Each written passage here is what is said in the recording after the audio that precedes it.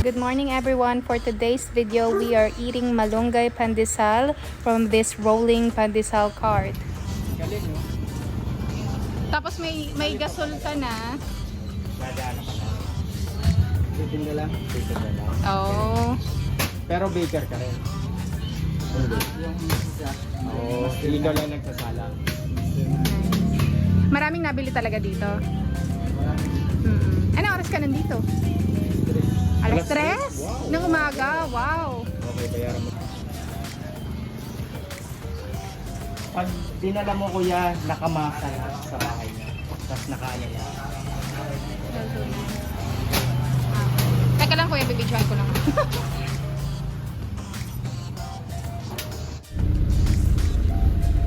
Anong lasa? Sarap? So good, yeah. Sarap yung timpla. For only 2 pesos.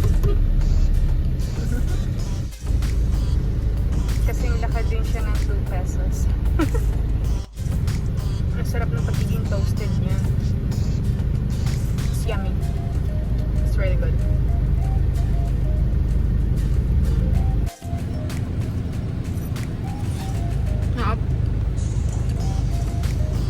Worth it.